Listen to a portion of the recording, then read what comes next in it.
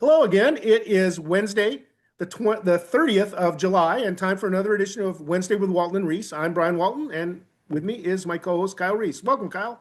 Hello, Brian. Thanks for having me again.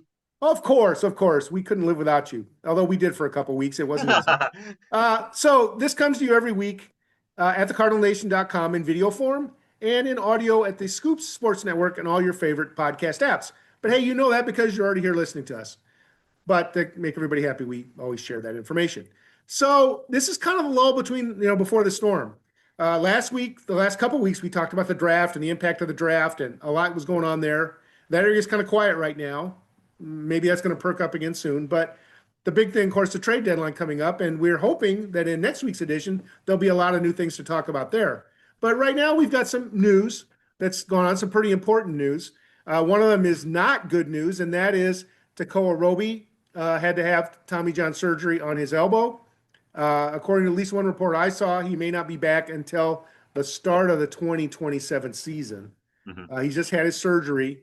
Of course, a lot will depend on how his rehab goes. Some guys come back sooner than 12 months, some guys take longer. And of course, Roby has a history of shoulder problems. The elbow thing was kind of a surprise to me. Had you had any inkling that was coming? I went back and watched the video, by the way, of his last game, and he went like 5 2/3 innings. Apparently, reached his pitch count. They came and got him.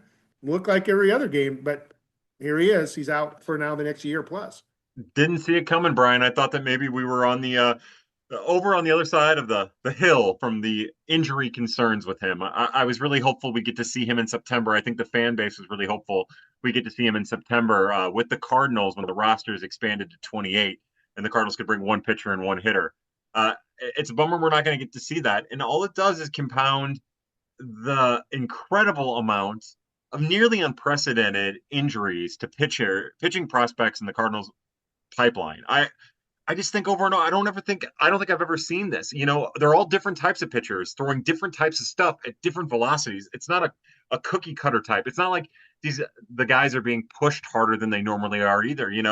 But between Jerpy and Robersa and Roby and like Take Holiday, hands.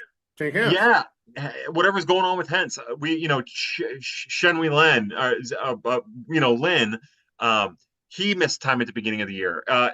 We don't really know what's going on with Zach Showalter. It's just one after the other, and it's exhausting, and it cannot be easy to plan a season or work around it. And also, when you talk about some of these guys who might need to be added to the 40 man in the off season, in protection from the Rule 5, how that might play out too. So. Yeah, and we'll It's have fascinating. lots of time to talk about that. And the roster that you mentioned, Rule 5, of course, that comes in December, and teams have to make their roster decisions by November. A lot is going to depend on which players get traded off the major league roster. There are some guys, sort of at the bottom of the 39 men on the 40-man roster that could probably be shaved off without a lot of loss. So, we'll have more time to talk about that later. But I assume the Cardinals will be able to maneuver through this. The thing with Roby that concerns me. I mean, he only turns 24 this September, but he was already added to the 40-man roster. So this year is an option year. Next year is going to be an option year. He's going to run out of option years before too long. And the question is going to be, is he going to be a major league reliever? Is he going to be a major league starter? What's he going to be if and when he comes back in 2027? Yeah, I guess we'll find out if everything goes according to plan. You Right. know, We don't know. His shoulder was the problem until now. We don't even know, what shape his shoulder's in. yeah, and it doesn't. I mean, Brian, maybe you can add some historical context to this. I remembered the answer, and now I completely forgot. If there is, God forbid, a strike or a work stoppage in 2027, what does that do for the minor league season? Back in Well, I the think 90s. they'll still play, I would assume. But now, but I got to say, the last time that there was a work stoppage, the minor league players weren't unionized. So That's now they are. So will they go out in solidarity with the major leaguers? yeah, I don't see how, unless the major leaguers are willing to ante up money to pay these poor guys. yeah, yeah. Because let's face it, Wilson Contreras can afford to lose his salary for 2 or 3 months or whatever. Leonardo Bernal probably not so much. Yeah. Yeah. So I just think it's really fascinating that these injuries are coming right now when you're talking about timing, you're talking about planning, you're talking about a lot of these guys who would have actually had an opportunity next year or at the end of this year to make an imprint on the Cardinals and the organization and the direction they go moving forward.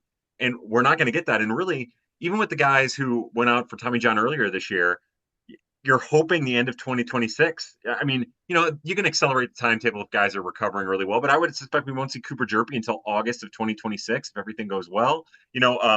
All of those guys, Brian Holiday, probably not until right now, like the time we're seeing Andrew Dutkanych, which we'll get to, make his organizational debut. Like this is the time that those guys are going to come. So hopefully Roby gets healthy. Hopefully he's good, and hopefully he shows some of the promise that he regained this season.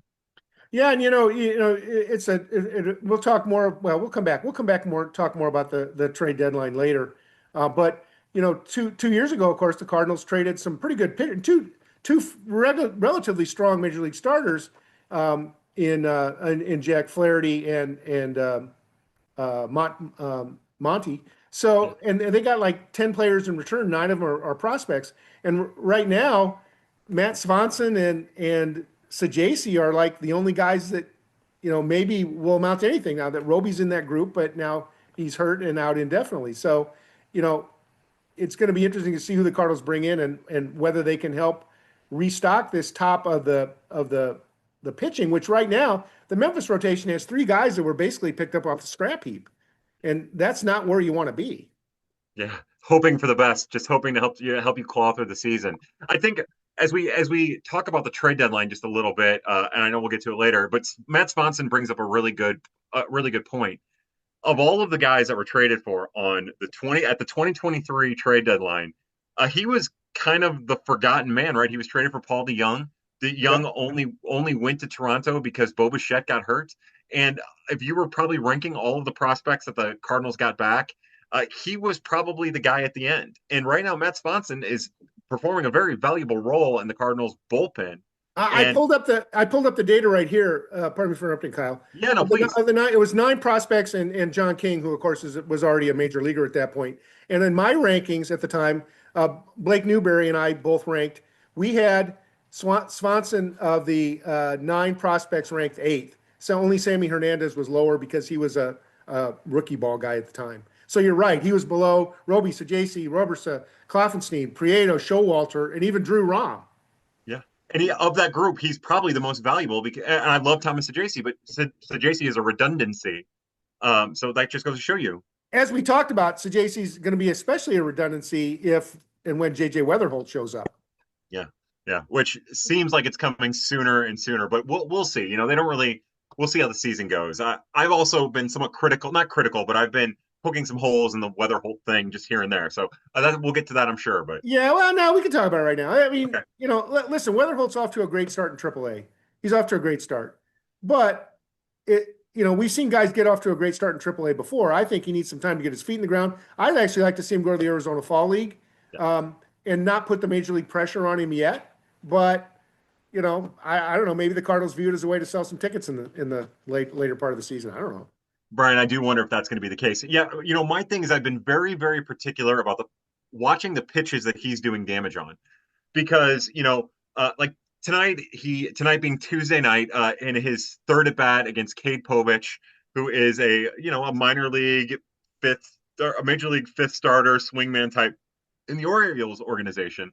He spits on 2 pitches on the outside. The first pitches he sees is a fastball that's 90 miles an hour in the middle part of the plate, spits on 2 pitches outside that aren't near strikes. And then he gets a sinker on a tee that he hits for a single 100 miles up the middle. He led off the game with a home run after a fastball right down the middle, followed by a sinker high right down the middle.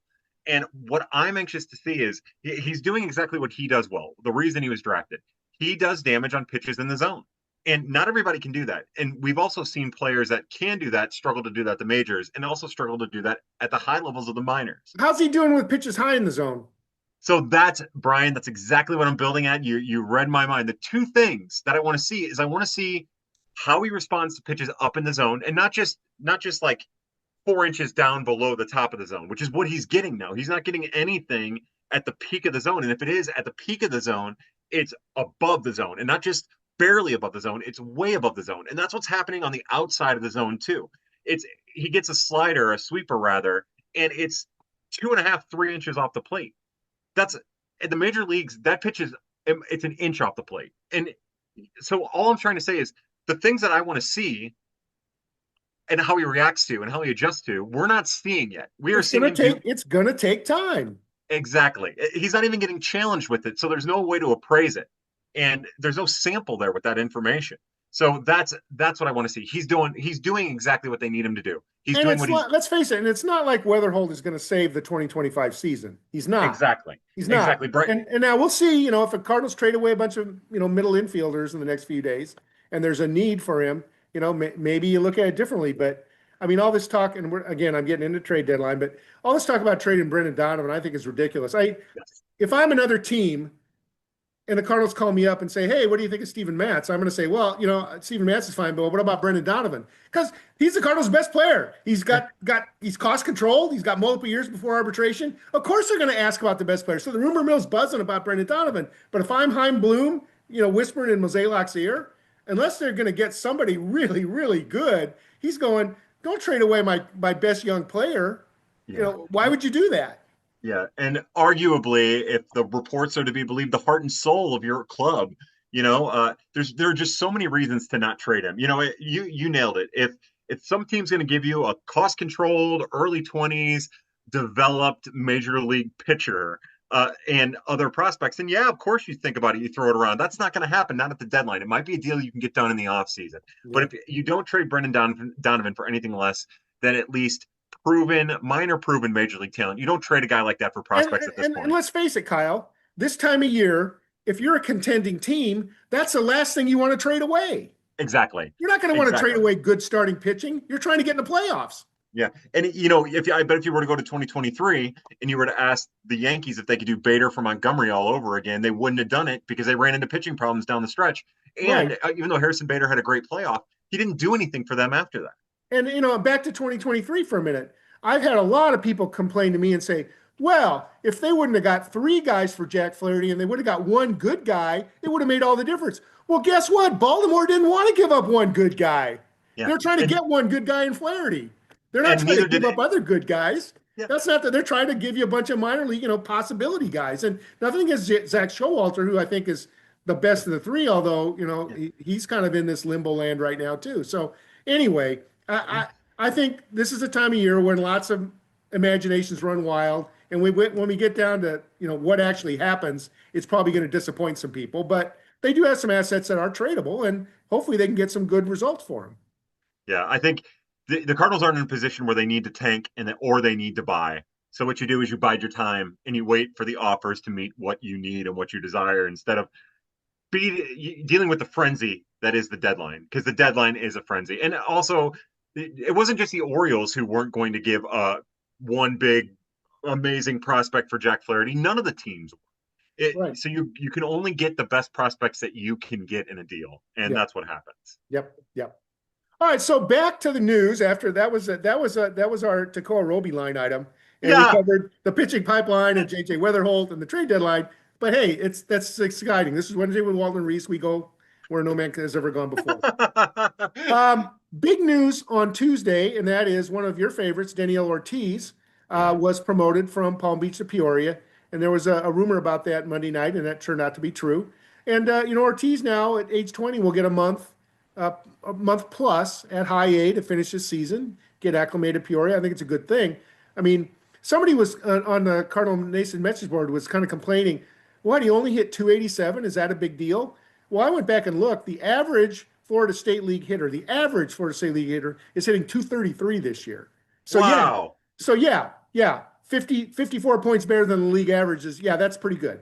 And 10 home runs, 31 stolen bases in 34 attempts. I mean, Ortiz has pretty much shown that he's outgrown the Florida State League, in my opinion. Yeah, I'm excited. I cannot wait to see how it goes for him. He had a tough adjustment. We talked about it a lot at Palm Beach when he first made his Palm Beach debut. It was a tough adjustment, and I'm anxious to see But it was how also that. his professional, by the way. But it was also his professional debut, by the way. Yeah, yeah, and I'm anxious to see how that compares to his Peoria debut because I think we'll understand a little bit more about the type of player he is, the type of person he is, the type of competitor he is. So I love the timing of this, Brian.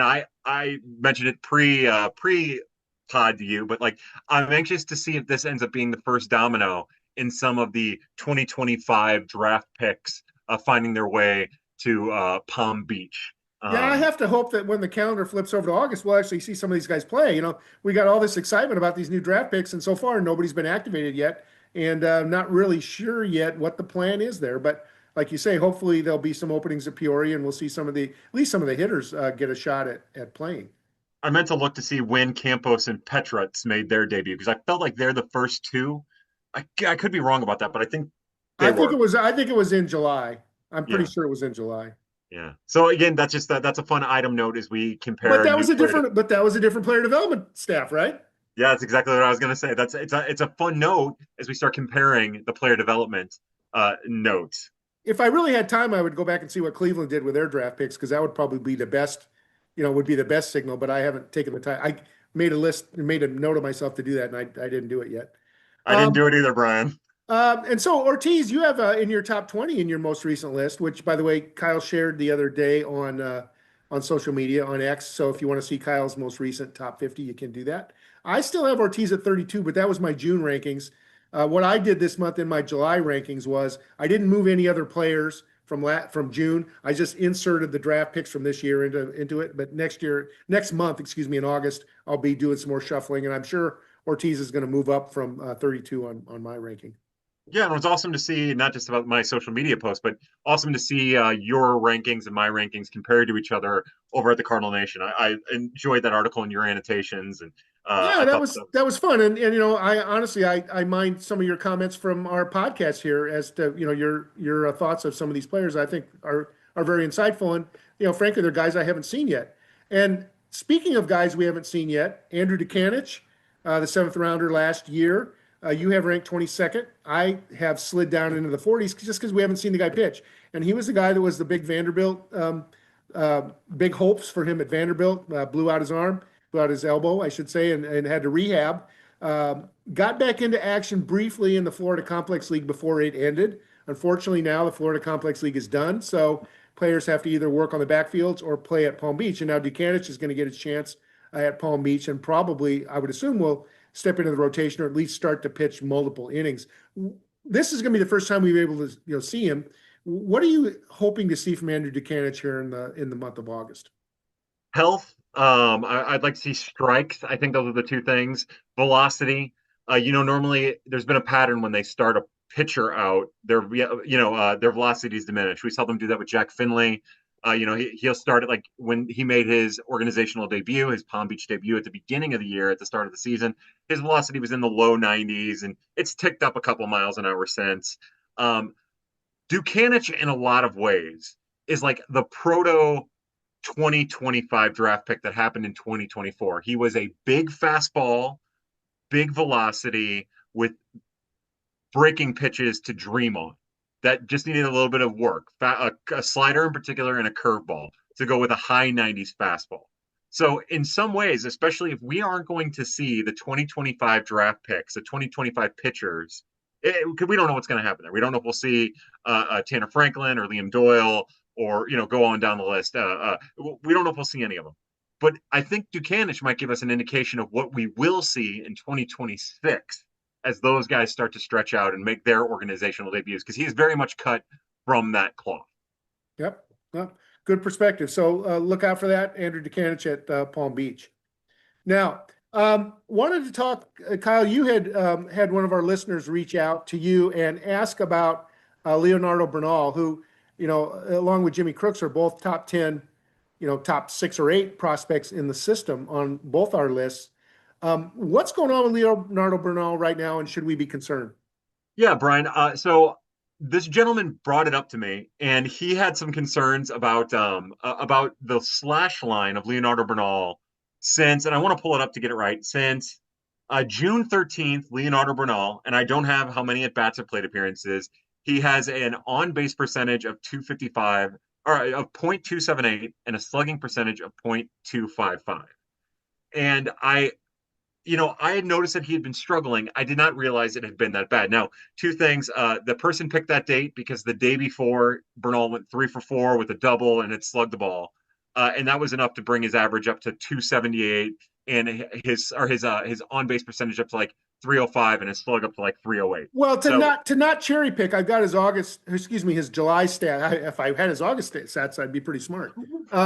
his July stats. His slash is 233, 303, 267, 570.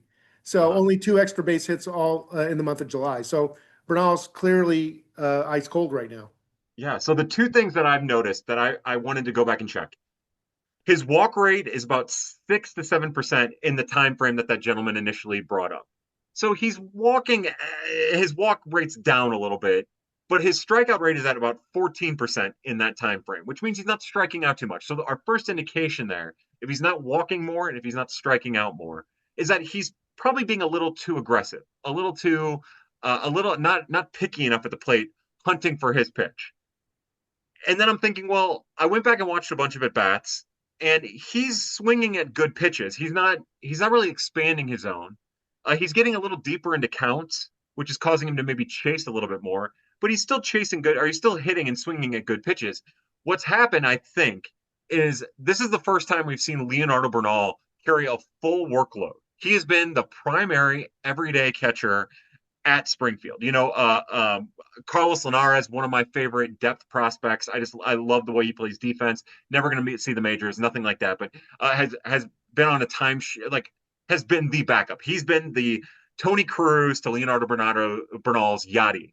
That's how much he's played. And Wade Stouse is back. He's played a little bit here and there. I don't even know if he's caught, but Leonardo Bernal has taken on the line share for the first time in his career at Double A. And I think that we're just seeing fatigue. I think he's tired. I think he's not hitting up. And I think that those two things are playing. I think he's a little bit more aggressive, and I think he's probably a little beat up and a little worn down. And that's what I think's happening. So what I've noticed, Kyle, one of the benefits of Bernal, of course, in addition to his being just 21 years old and at Double A, is the fact that he's a switch hitter, and his splits this year are extremely pronounced. Yeah. 976 OPS against left-handed batters, but only a 706 OPS against right-handed batters, and the slugging percentages are very different as well. He's showed a significant more amount of his power against left-handed pitching. So what does that tell you? I'll tell you, that's been really fascinating to watch because watching him swing at the beginning of the year, he really struggled at the beginning of the year hitting left-handed, and that bears out. That's not just a recent thing, but then he went through a phase where he showed what he had shown in the past, which is a little bit more pop, a swing that's a little bit better for generating pop, and he was putting it together, and then he's fallen off since. But that has also happened on the right side of the plate. It's not exclusive to the left, so that's why I think that it's a fatigue, maybe overexposure, maybe overaggressive thing. But it is definitely something worth mentioning because right now the outlier in his swing from the left-hand side is when he was successful, not when he struggled. The struggle has been more prominent than the success. So, yeah, he's just gonna have to So learn. so let's talk about Jimmy Crooks too. I mean, he's obviously a level up, a little older, but maybe a little better with a glove, and he's having a good year in terms of power and production.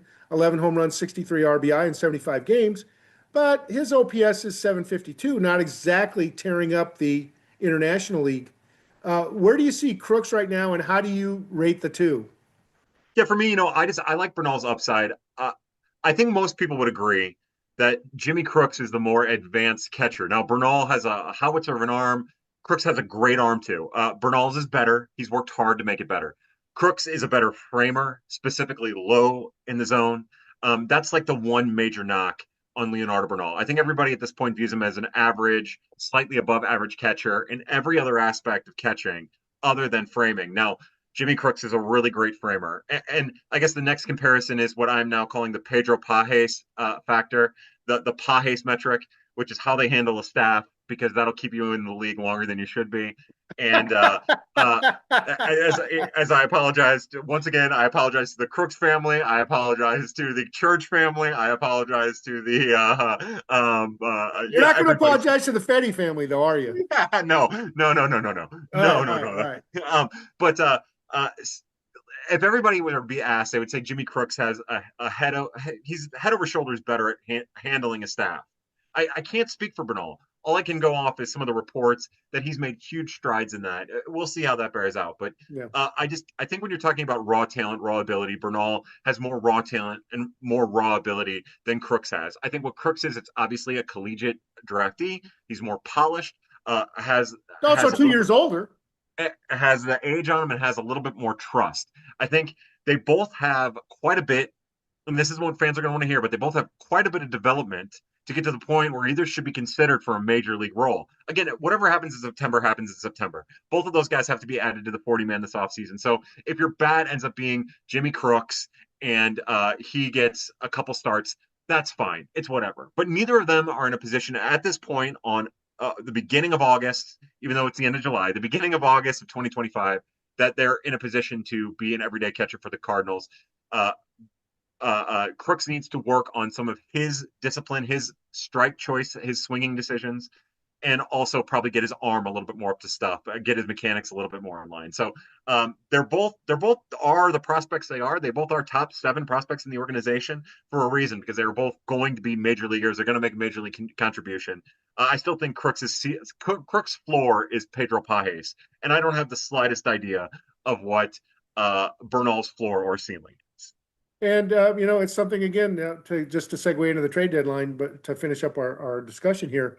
The Cardinals obviously have a lot of catchers now. We've seen Ivan Herrera, the left fielder, which is an interesting move made on Monday. But they've got an issue at catching. They've got to try to sort out the guys they have and figure out how they're going to find room for Crooks/Bernal or start to make some trades. But at least the Mozeliak organization has been gun shy trading away prospects that go somewhere else and become stars. And I think, you trade either Crooks or Bernal, there's a risk that they're going to go somewhere else and, potentially make the Cardinals look bad. Absolutely. And I guess, again, another thing is we start to analyze how the development staff changes and the decisions they make. Well, a year from now, we'll have a better understanding of all that with Mr. Bloom. Yeah, absolutely. I mean, it could be that Crooks and Bernal are Bloom guys and Pages and Pozo aren't, for Yeah, example. And I just totally threw that out. It could be the completely opposite, but you get my point. absolutely. So what do you want to see happen in the trade deadline? I mean, we talked about Donovan. Arenado, it's an interesting discussion, but it's going to be complicated, and it's going to take somebody to open up the pocketbook. You can't sit around and wait for that as much as you'd like to. It looks like both Contreras and Sonny Gray have reaffirmed their desire to stay, at least if the rumor mill's correct. So that kind of leaves you with the relievers: Helsley, Matz, Phil Maton. Yeah, I think that's, you asked me, yeah, Metan. Um, Maton. Oui. Yeah. If I guess if you were to ask me, like, I'm fine with them just trading that reliever set. Like, I'm fine with it. I don't think that you need to get too aggressive. I almost think, like, in my mind, I'd love to see them trade Lars Nootbaar. I'd love to see him trade Nolan Gorman, but there's no point in doing that. It's a wasted opportunity. You know, not I mean, I say that they were able to trade Tommy Edman, they were able to trade Harrison Bader, both of them when they were hurt, but they were further along in their arbitration years. It's a whole different setup.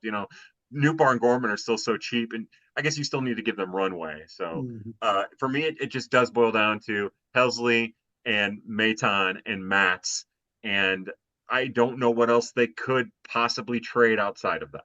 Yeah. And well, we'll know, in a few days. The deadline's coming down. It's on a Thursday at 5 o'clock, I believe. So we're hoping next week with Wednesday with Walton and Reis that we're talking about a new cadre of prospects that have injected more strength into the pitching pipeline, especially given the injuries that we've had, coming full circle back to the Roby news that we Yeah. discussed earlier. Brian, do you think I know that John King in particular is cheap, but do you think that either JoJo? I know a lot of people have kind of advocated to trade JoJo because he's been amazing and he's about ready to get a little bit more expensive. But do you think either one of those lefties could find their way out in a trade? King, if they could find somebody that would give him good value, because King's basically now kind of a mop-up guy, it seems like. Romero has another year to, and he's been good enough. You think they may want to keep him because, what do they have on the left side of the pen? Yeah, I yeah. mean, the, When they trade Matt, it's nothing. that's it. And what they have in Memphis is Alex Cornwell and Mosqueda. Let me see, Drew Rom, who's hurt, Packy Naughton, who's hurt, Tyler Matzek, who's hurt. So you've got to have, and maybe they'll go out and sign more lefties off the free agent market and fill it that way. But I think Romero's a guy that you probably want to hold on to unless you get blown away, and maybe they get the guy they want and go ahead with that. But I would trade King before I trade Romero. Yeah, me too. That's exactly where I'm at too. It would have to be the same haul. There are a lot of insiders are forecasting that Ryan Helsley is going to get a haul back. I don't know what to expect. I don't even know what that means at the deadline. I think that we get a little too tied up into it. But if you get something similar, an offer for JoJo, maybe you take that. But I completely agree.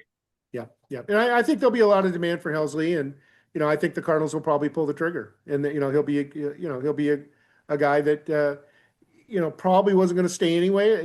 We just don't know the appetite for the Cardinals to spend money on impending free agents. They haven't really done that.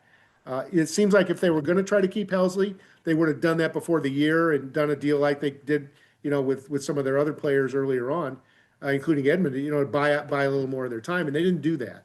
Yeah. Yeah. And also, if the reports are to be believed about Sonny Gray, it sounds like even I think Derek Gould said it in his chat that more than likely that's about a team being more willing to pick up the salary of Sonny Gray than the prospect return you would get for Gray. So I think that points to how they are going to spend their money. Yeah, Gray and Contreras and Arenado are all, obviously about money, unfortunately. But that's you look around and see the empty seats and you realize, their revenue's not where they need it to be. Mm-hmm. Absolutely. And it's a tough spiral to work their way out of, but it's clear the organization's direction is through player development. But right now, as we've talked about, the pitching is in trouble, and there aren't a lot of guys that aren't named Wetherholt in the system right now from a hitting perspective. You could argue Nathan Church deserves a chance at some point, but there aren't a lot of guys that are beating down the door saying, "Hey, I'm like McGreevy was. I'm stuck in the minor leagues and I really deserve to be up."